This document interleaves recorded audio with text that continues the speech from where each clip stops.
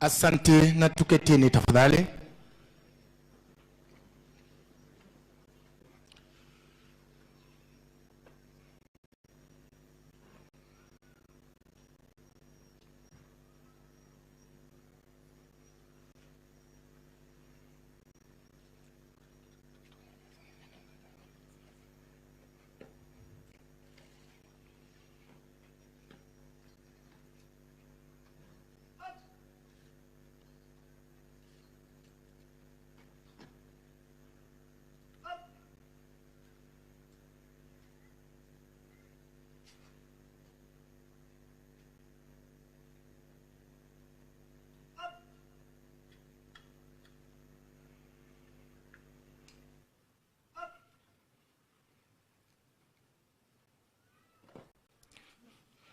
Mheshimiwa Rais, tunakuomba kwa unyenyekevu uchonge. Asante.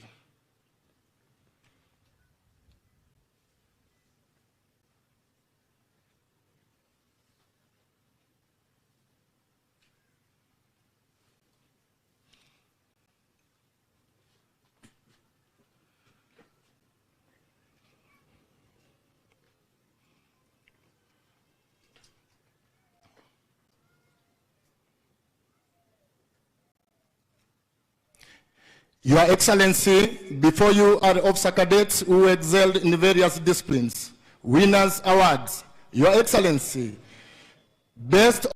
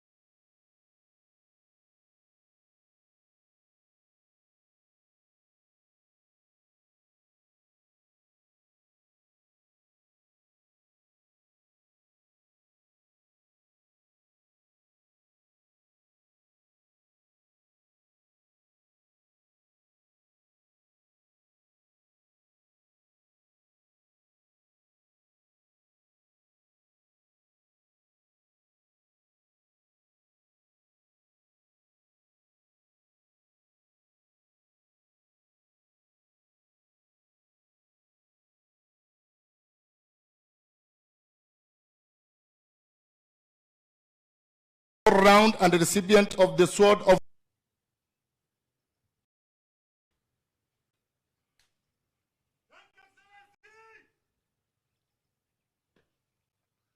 Your Excellency, musketry and the recipient of Shooting Competition Award, Officer Cadet Service Number 58273, Evelyn Chepkoril Koech.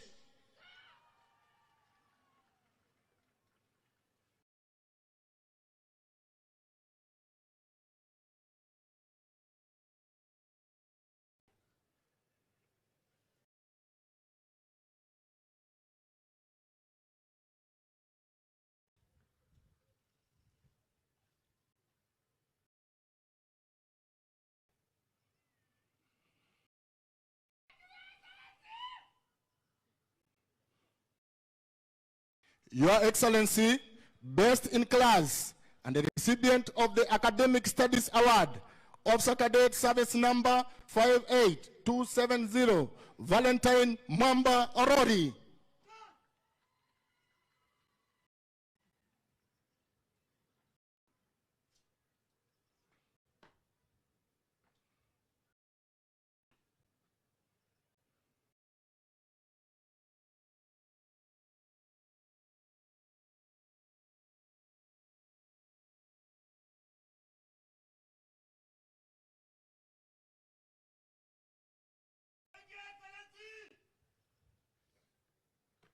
Your Excellency, industrious in survival tactics and the recipient of Outward Bound Award, Officer Cadet Service Number 58347, Alice Ndungwa.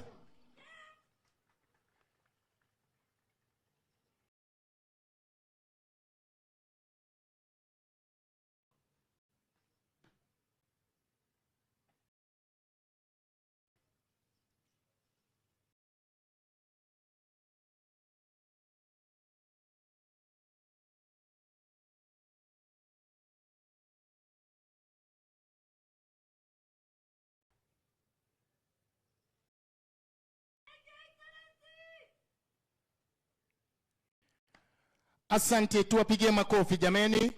Asante sana Mheshimiwa Rais kwa kukubali kwa kabidhi zawadi washindi wa vitengo mbalimbali. Karibu Mheshimiwa Rais.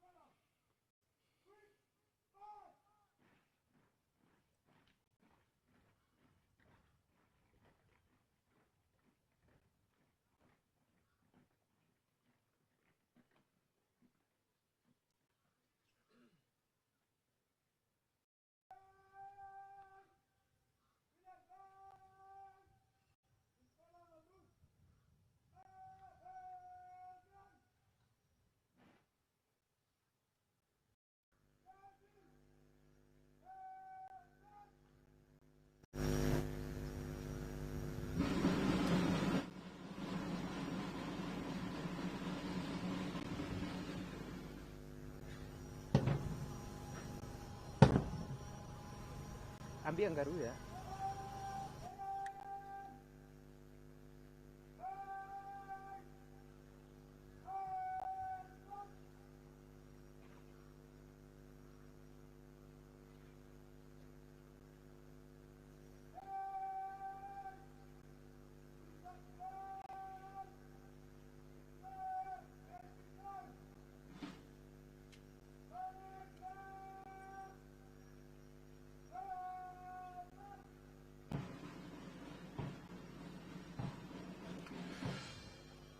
Mheshimiwa Rais, Amiri Jeshi Mkuu wa Majeshi yote ya Ulinzi, Parade Commander alikuomba ruhusa Mheshimiwa Rais kulitembeza gwaride katika mwendo wa polepole na hapo baadaye mwendo wa kasi. Na hivi sasa kwa ruhusa yako Mheshimiwa Rais, Parade Commander amepeana amri na gwaride linajiandaa kuja kupeana heshima kwako Mheshimiwa Rais.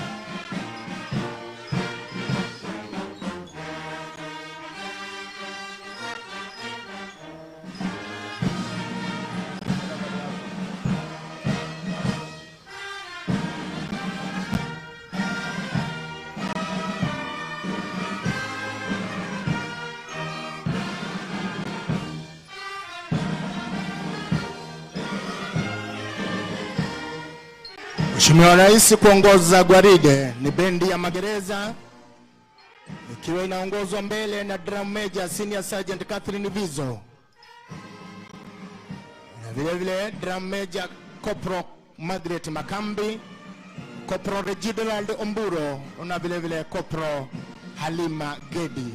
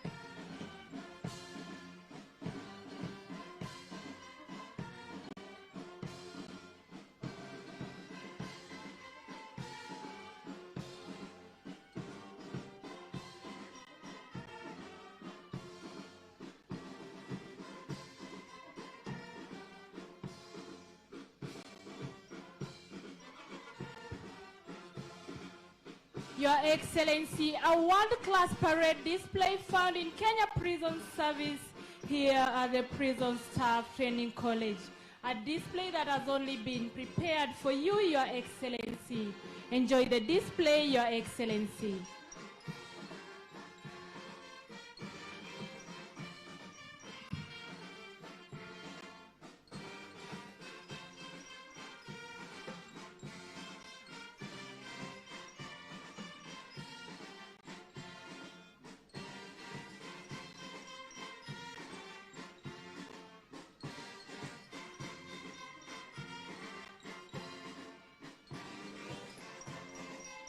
Naomba kwa unyenyekevu tafadhali tusimame.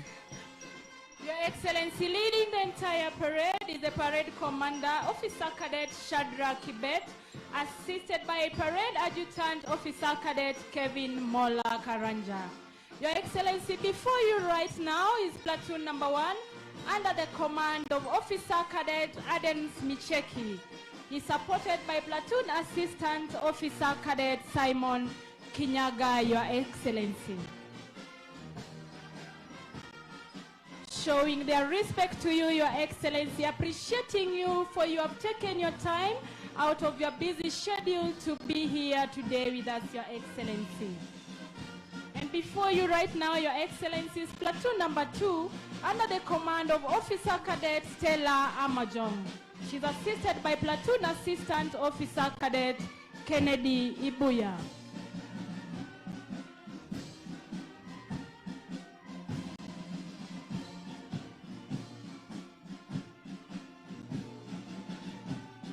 Your Excellency, appreciating you for gracing this great occasion is platoon number 3 before you under the command of Officer Cadet Kevin Mwita. He's assisted by Platoon Assistant Officer Cadet Jacqueline Ntosho.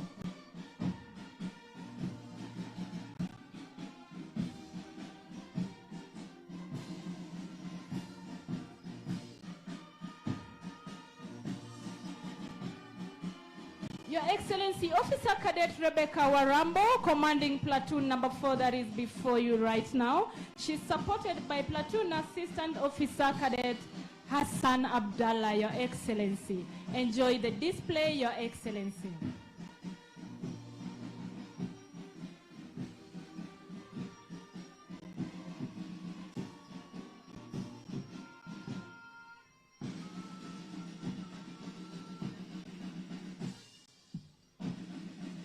Stepping out in a well-synchronized manner, Your Excellency, an indicator that these trainees got what they were trained for the past 13 months here at the training college, is platoon number 5 right now before you, under the command of Officer Cadet John Gachoki, Your Excellency.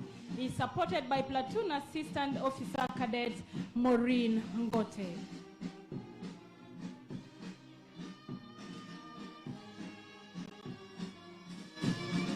Your Excellency, before you right now is platoon number 6 under the command of Officer Cadet Anna Munyasia. She's assisted by Platoon Assistant Officer Cadet Nelin Kada.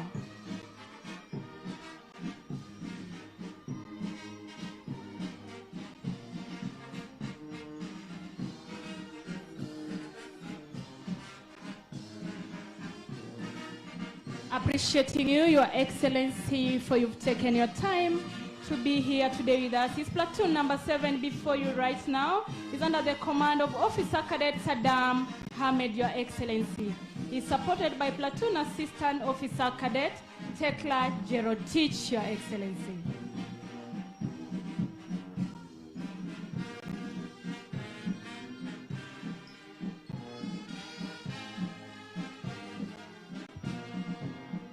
Your Excellency, the last platoon in showing their respect to you is platoon number 8 under the command of Officer Cadet Mercy Bahati Buyanzi.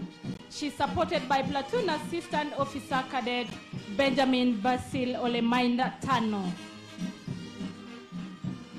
Enjoy the display, Your Excellency. Thank you.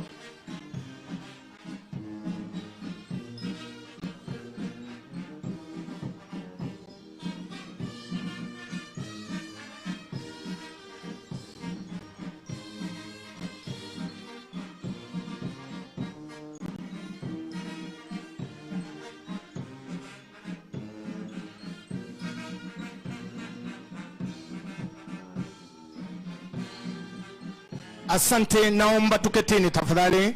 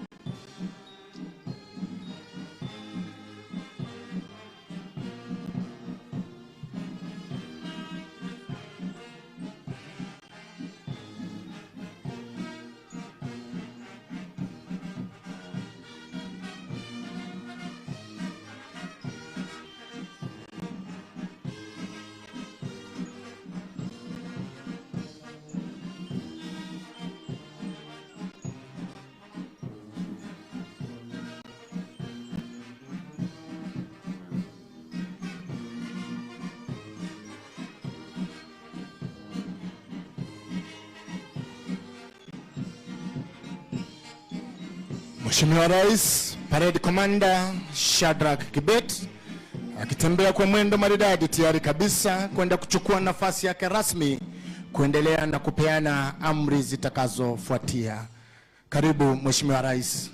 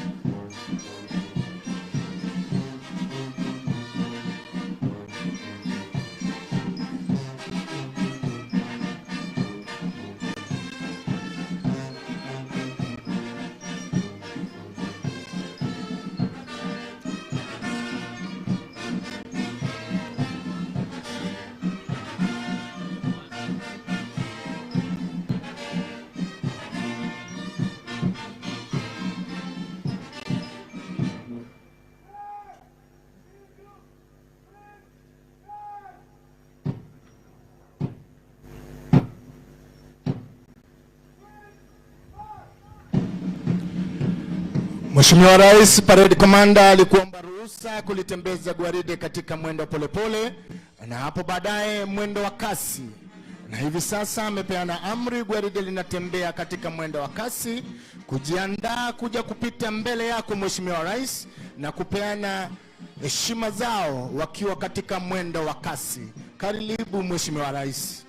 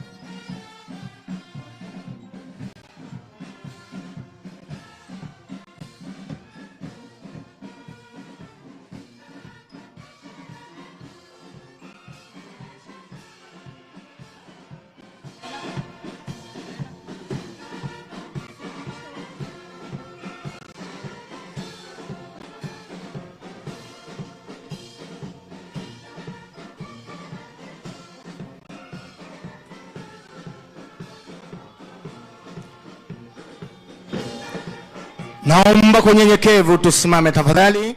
Mheshimiwa Rais, mbele kabisa kuongoza gwaride ni parade commander mwenyewe. Parade commander ni Shadrack Kibet. Kikundi cha kwanza Mheshimiwa Rais kinaongozwa naye Officer Cadet Adenis Michieka. Nyuma ya kikundi Mheshimiwa Rais ni Officer Cadet Simon Kinyaga.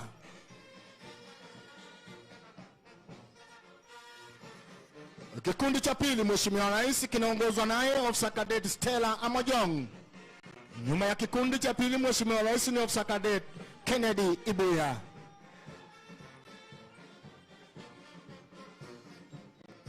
Mheshimiwa Rais, kikundi cha tatu kinaongozwa naye Officer Cadet Kevin Mwita. Nyuma ya kikundi cha tatu Mheshimiwa Rais ni Officer Cadet Jacqueline Ntosho.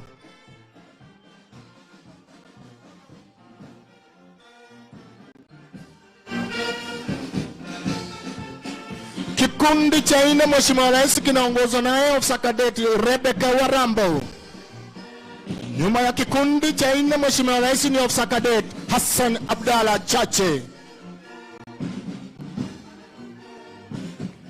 Kikundi cha tano Mheshimiwa Rais kinaongozwa naye Officer Cadet John Gachoki. Nyuma ya kikundi Mheshimiwa Rais ni Officer Cadet Maureen Ngote. Kikundi cha sita Mheshimiwa Rais kinapeana heshima kwako kikiongozwa naye Officer Cadet Anne Munyasia. Nyuma ya kikundi Mheshimiwa Rais ni Officer Cadet Nelly Nkata.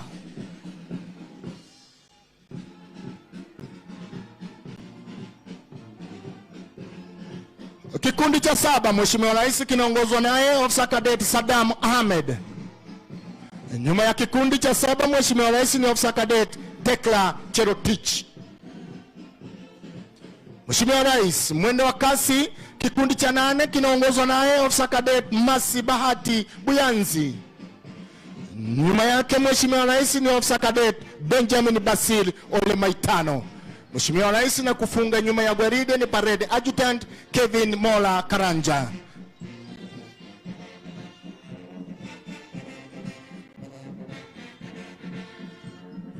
Asante, naomba tuketini tafadhali.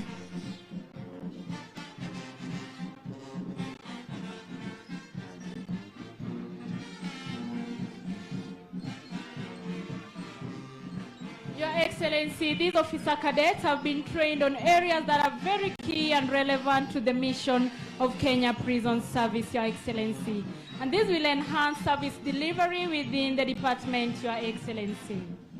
Among the key areas that these cadets were taken through, Your Excellency, includes the aspects of law relating to Kenya Prison Service. Specifically, Your Excellency, they were taken through Chapter 4 of the Constitution of Kenya 2010, Your Excellency. This one will help them to not violate the rights of our clients even as they deliver their services to them, Your Excellency. They were also taken through Prisons Act. They were taken through Boston Act, Your Excellency. These officer cadets were also taken through safety and security in prisons. They were also taken through terrorism and countering violent extremism.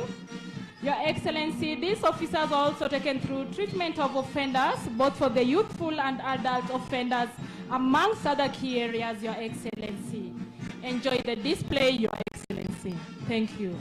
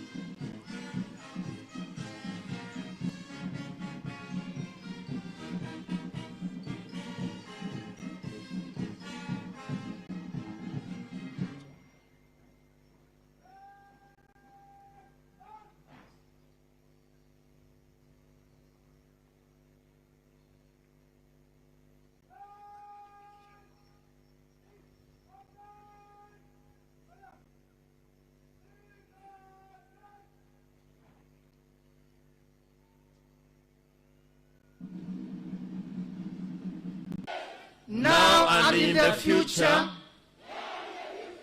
in force relating to my service in the Kenya Prison Service, and that I will discharge all my duties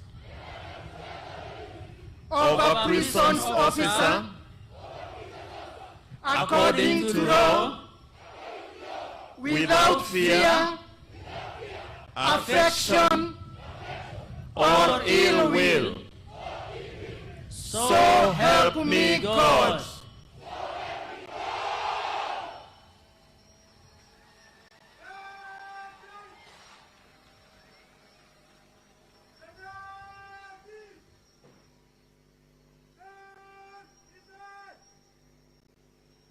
Asante, naomba tuketini tafadhali. Thank you very much, the clergy, for leading the oath of allegiance session. Your Excellency, the President of the Republic of our beloved country, Kenya, distinguished guests, all invited guests, ladies and gentlemen. Your Excellency, it's now time for speeches, and with your permission, kindly allow me to now invite the Commandant of this great training institution, Assistant Commissioner General of Prisons, Mr. Angus Masoro,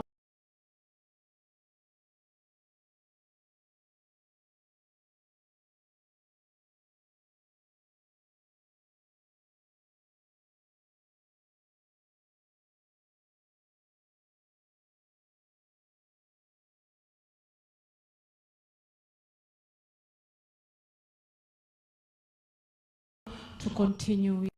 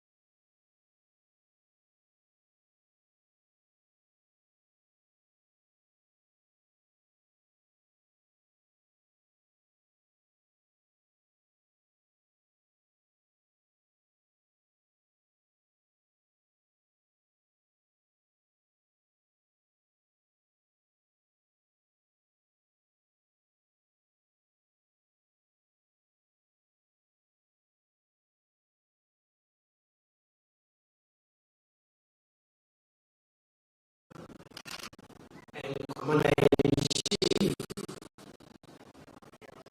of the Kenya Defence Forces, Davadi, all senior officers of government, both uniformed and ununiformed, present today, Your Excellency, sir, on behalf of the Ministry of Interior and National Administration, I take this opportunity to thank you for finding time to come and be with us on this auspicious occasion of the pass-out parade for 222 officer cadets of the Kenya Prison Service, out of which 84 are women, 138 are men. Your Excellency, sir, the future of our disciplined forces, including the National Police Service, the Kenya Police Service, the Kenya Administration Police Service, Kenya Police Service, National Intelligence Service, Kenya Prison Service, and even the Kenya Defence Forces. The future lies in a healthy mix of recruits who joined the disciplined forces regularly or through the regular program, and those also who join as officer cadets. I say so, Your Excellency, because you have made it clear that under your administration, you look forward to professionalizing all the disciplined forces and ensure that we modernize our disciplined forces to be able to deal with the unique and complex challenges that our country faces today and in the future. Therefore, the officer cadets who are university graduates bring in an input and a viewpoint that is important for that modernization and professionalization of the Kenya Prison Service. Your Excellency, I want to thank you for your leadership and commitment, through which on 21st December 2022, you appointed the Presidential Task Force on the reforms of the National Police Service, the Kenya Prison Service, and the National Youth Service. Your Excellency, sir, we have made our input to that task force which you appointed, hoping that the final product will help us implement the recommendations that will help us take our Kenya Prison Service and the National Police Service to the next level. Your Excellency, I want to thank you for 2 other programs that you're leading to support us, especially in the State Department of Correctional Services. One is the mechanization program of our farms, which you're supporting, and secondly, the program you are supporting for us to modernize the Kenya Prison Enterprise Services. We want to assure you with those 2 programs we'll be able to offer better services to the people of Kenya and to the inmates who constitute both those who have been convicted as offenders and those who are in remand awaiting trial. Your Excellency, I also want to assure you of our commitment to contribute to your objective of greening the country in your plan of planting 15 billion trees in the next 9.5 years. We want to support you, and I want to assure you that at the moment, the Kenya Prison Service is one of the leading manufacturers or producers or generators of seedlings towards that process. Finally, Your Excellency, sir, I just want to highlight that going forward, We look forward to the support of your administration so that we can modernize our prison staff training college. At the moment, we are able to accommodate the training of fresh recruits and perhaps the officer cadets. Up to inspector level, we have facilities for training. But above the rank of inspector, we intend to introduce programs, leadership programs that will help us generate the rightful command and ensure there is proper succession management in the Kenyan Prison Service so that a constable who joins the service is able to look forward to becoming a Commissioner General because there is career progression and succession management. I want to thank you once more for coming and allow me, Your Excellency, sir, to now invite the Prime Cabinet Secretary of the Republic of Kenya, His Excellency Musalia Mudavadi, to say jambo and invite you on our behalf. Welcome, Your Excellency.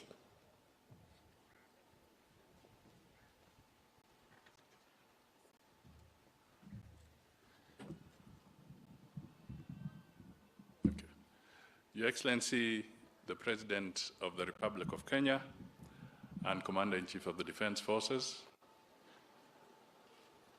my colleague, Professor Kindiki, all leaders and service commanders that are here today. Let me just take 2 minutes of your time before I invite His Excellency the President. First, let me also congratulate all the men and women who have today been honored after successfully completing their package of training. We say congratulations to you as cadets today.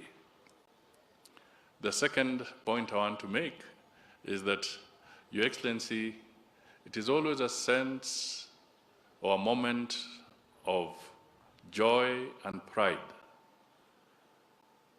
to Kenyans and to our nation when we see disciplined men and women marching by and taking the oath, committing to serve this country and yourself as they have done today. Our disciplined forces, our men and women in uniform, have been a beacon of hope that this country is stable, shall remain stable, and is a country that shall observe the rule of law. This has also gone beyond our borders because a lot of these men and women are always called upon to serve beyond our borders in peacekeeping efforts, in training of other nations' people, and that is a clear recognition that Kenya has made tremendous strides in ensuring that we cultivate the right kind of public service, a public service that is fit for purpose, that is able to ensure that there is stability, and that is what a robust economy requires. So, Your Excellency, this is a momentous day and a momentous effort by the young men and women who are here today, and also by the trainers of these good people. Your Excellency, it is now my singular pleasure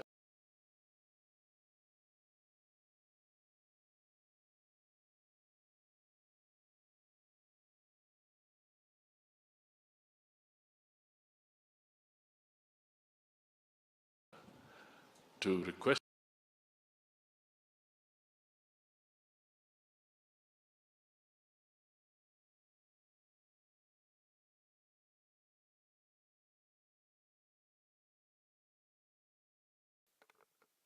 Please, let's take our seats. All government officials, graduates, and parents. I am delighted to preside over this passing out parade and to join the Prison Service Training College community in witnessing the well-deserved graduation of 222 cadet officers who have successfully completed 13 months of rigorous professional training. It is particularly encouraging to see 84 of the cadet officers on parade are female and that 27 are serving officers. Clearly, the service continues to open up opportunities for education and training without discrimination, and I urge the leadership of the institution to encourage enrollment by young women in greater numbers. For those who are graduating today, congratulations. Correctional services are a vital function of our penal and national security framework. They are tasked with the custody and rehabilitation of offenders in a manner that guarantees that both the public as well as the inmates enjoy their rights, dignity, explore opportunities and aspirations lawfully, safely, and peacefully. It is my hope that the service has now embraced correctional practices and aligned its policies, procedures, and standards with the Constitution and our development agenda. The shift in the correctional service paradigm from punishment and retribution to rehabilitation and correction has opened up novel possibilities with important implications for our development program. In particular, the rehabilitation and correction framework focuses on reform, redirection, as well as the empowerment of prisoners for effective social participation. To reduce a prisoner's likelihood of returning to antisocial conduct and increase their capacity for gainful activity, correctional services now impart knowledge, skills, and training in various arts and crafts. I have considered the various fields in which the service trains prisoners and noted with great satisfaction that they align with the government's commitment under the bottom-up economic transformation agenda. Under agriculture and food security agenda, we intend to feed the nation and drastically enhance our agro-industrial output. Many correctional institutions have huge tracts of land that should be put to full use and join the government in fulfilling the food sufficiency commitment. These institutions have duly been instructed to ensure productivity and increase in incomes. More specifically, for the prison department, we are going to provide, as I committed, 67 new tractors and other implements and equipment that will enable the prison department in the lands that they have to put under production 8,000 acres to produce maize, to produce rice, vegetables, and other produce that will support the government program on food sufficiency.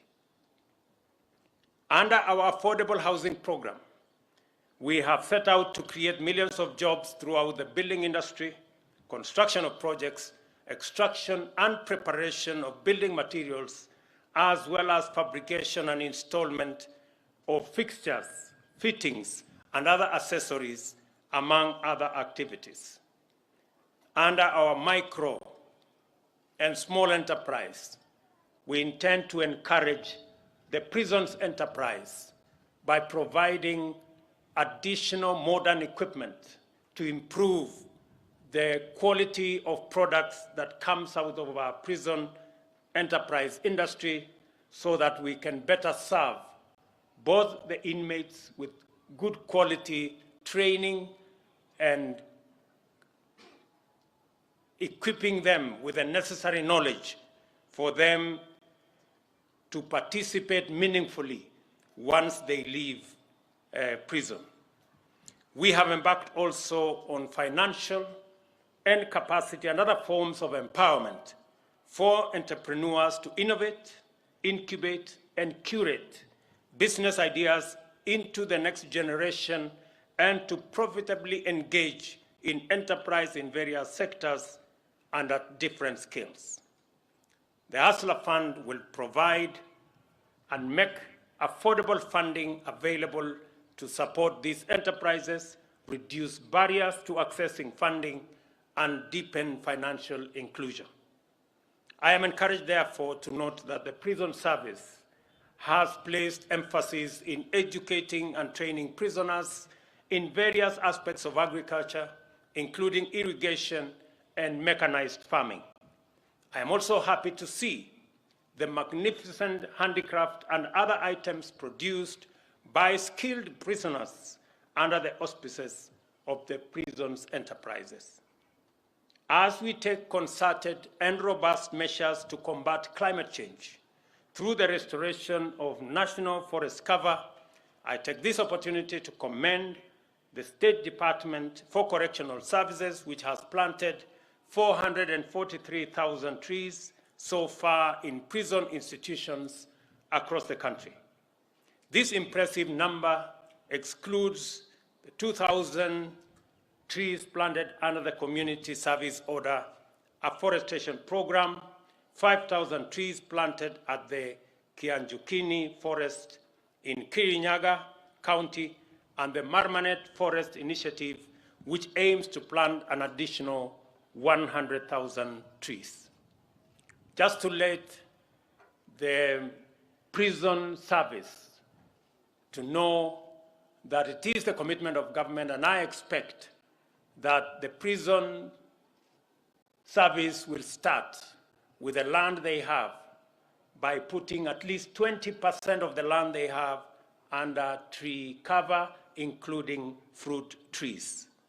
I also expect the prison service to participate robustly in the production of seedlings for our program on planting 15 billion trees in the next 10 years.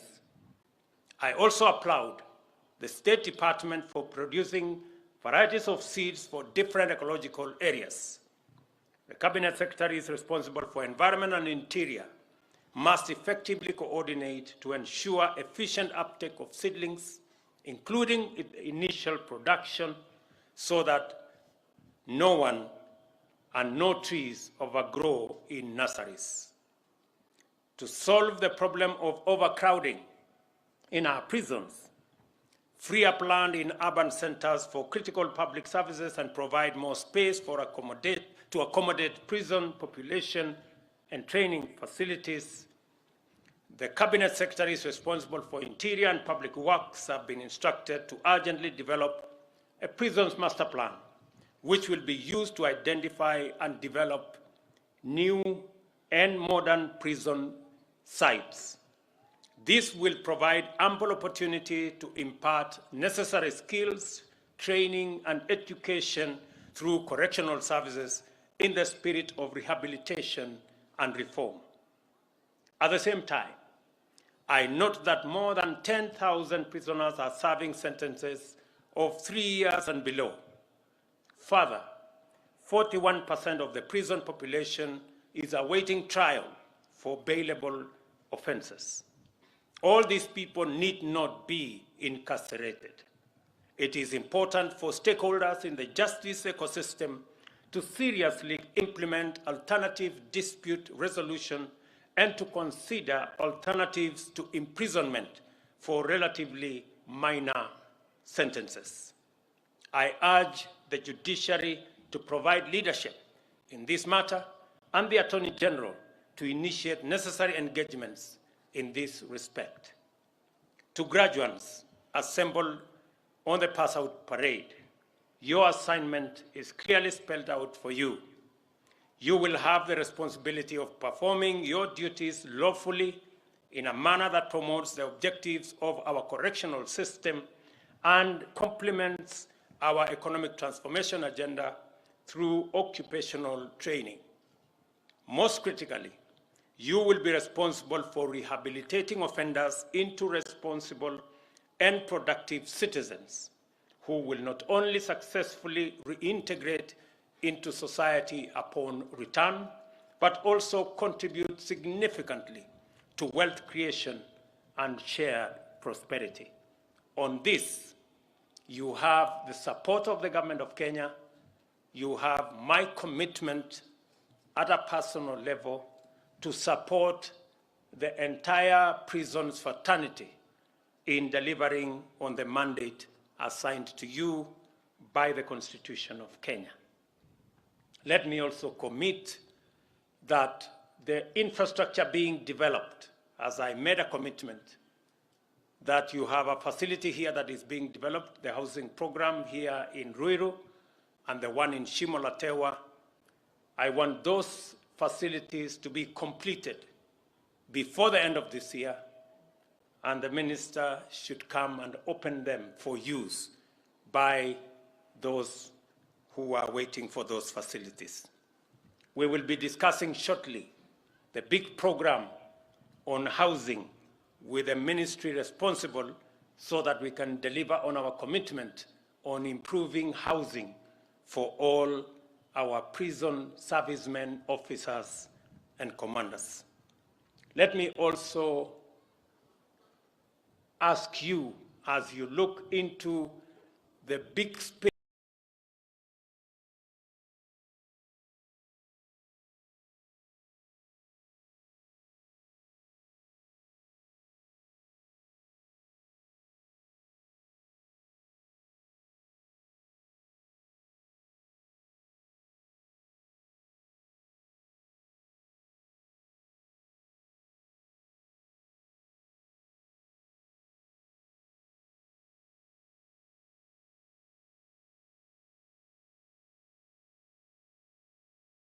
is available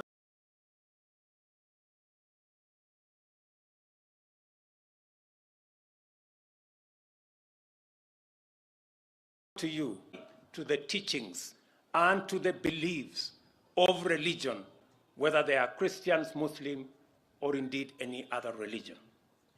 What we are seeing in Kilifi, in Shakahola, is akin, no difference between Mr. Mackenzie, who pretends and postures as a pastor when in fact he is a terrible criminal. Terrorists use religion to advance their heinous acts. People like Mr. Mackenzie are using religion to do exactly the same thing. I want to say that the government of Kenya, and I have instructed the agencies responsible to take up the matter and to get to the root cause and to the bottom of the activities of religious or people who want to use religion to advance weird, unacceptable ideology in the Republic of Kenya that is causing unnecessary loss of life. Let me also say that any religious group that preaches against the tenets of the Constitution, any religious institution that teaches against seeking medical attention or going to school, those responsible should be prosecuted. Those institutions and those religious institutions should be closed down because they are working against the collective interest of the people of Kenya. Let me say, for the avoidance of doubt, that people like Mackenzie and all other terrorists and criminals do not belong to any religion. They belong to jail, and that is where they should be. I wish you, the graduates who are standing before you, before me, and before us, the best as you discharge your responsibility of looking after the criminal justice system at the prisons level. And I am confident that the training that you have received, the many tenets that have been inculcated into you, are going to enable you to deliver with distinction on your mandate. I wish you the very best as you undertake this momentous assignment. Congratulations, God bless you, and God bless our great country, Kenya. Asanteni sana.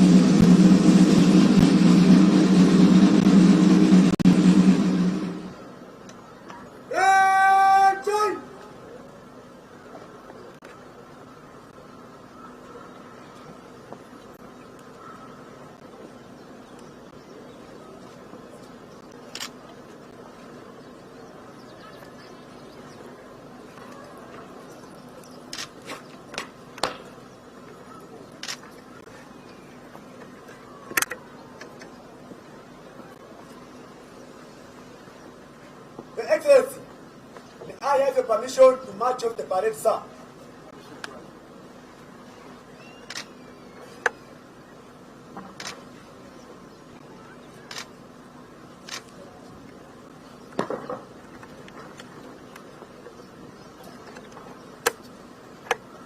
Asante, naomba tuketini tafadhali.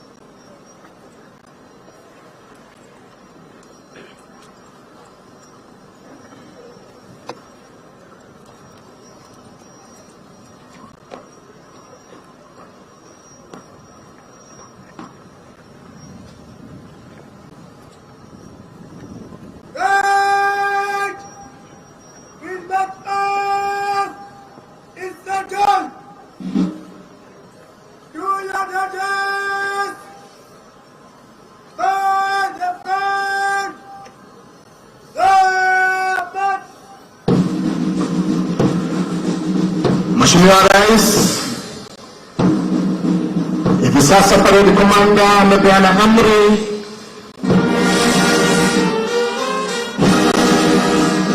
gwaride linatembea kuja kupiga kwaheri Mheshimiwa Rais.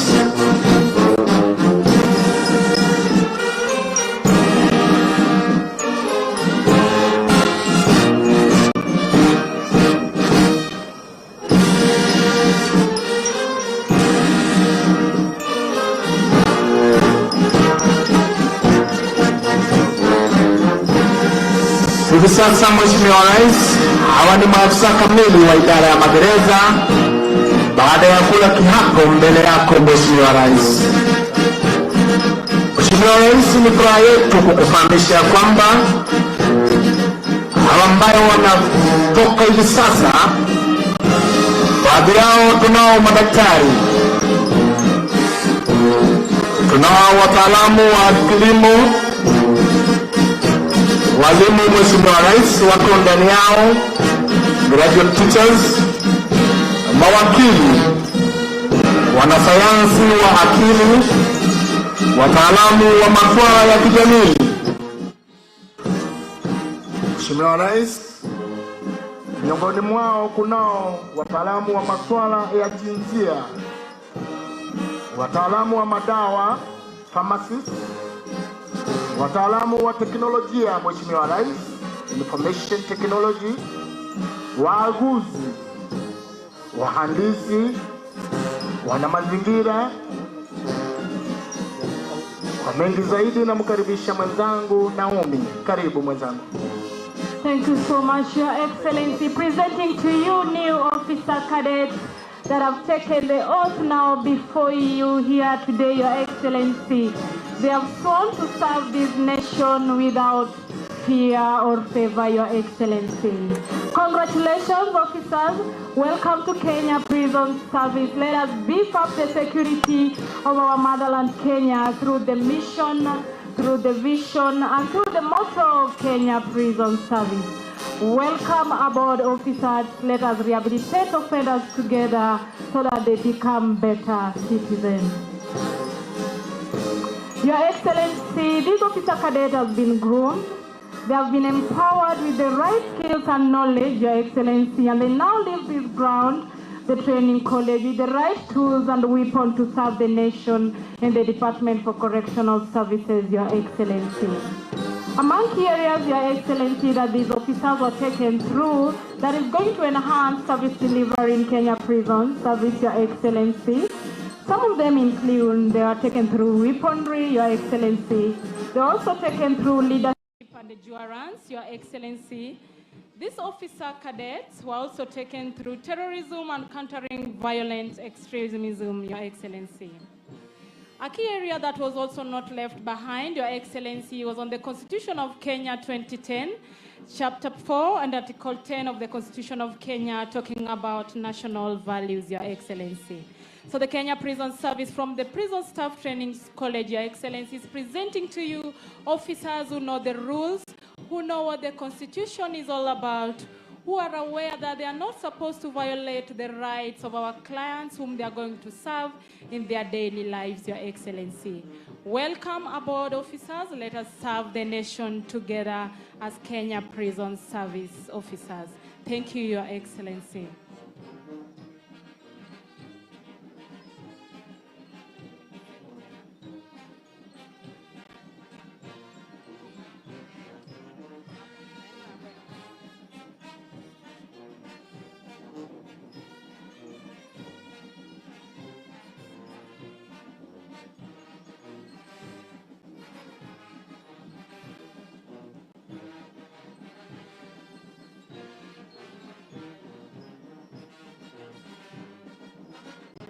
Your Excellency, we are also happy to announce to you that amongst these officer cadets, we have lawyers.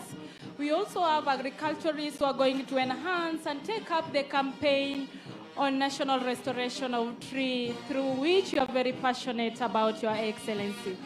They're also going to enhance the production of food within Kenya Prison Service. They're going to bring about technical ideas that are going to impact the lives of prisoners while they are reintegrated back to the society, Your Excellency. Thank you, Your Excellency. Asante, naomba tuketini tafadhali.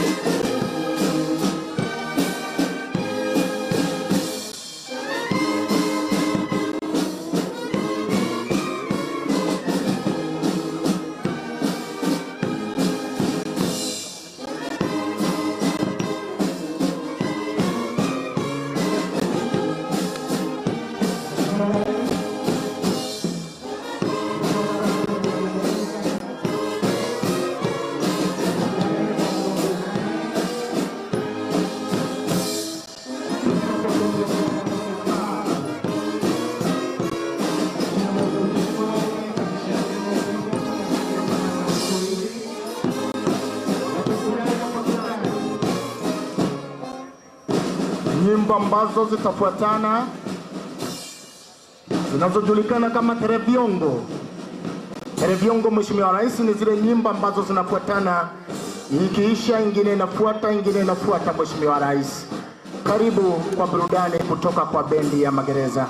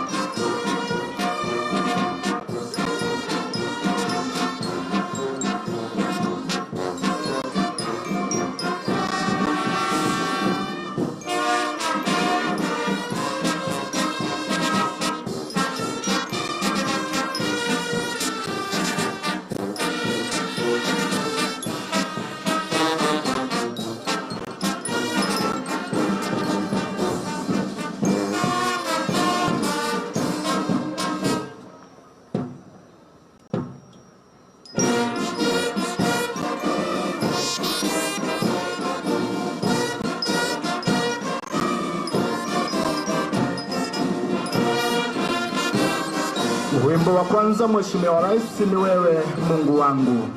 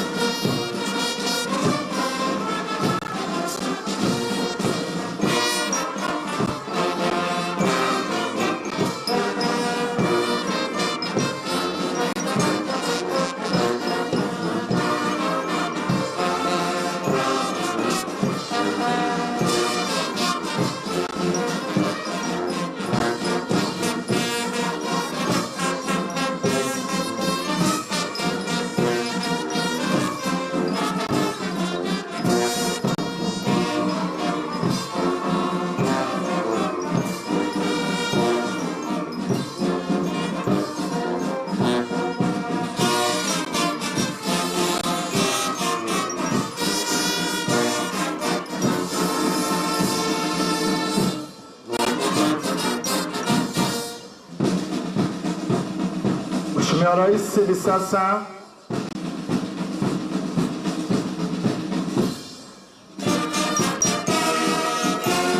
tunaomba kwa unyenyekevu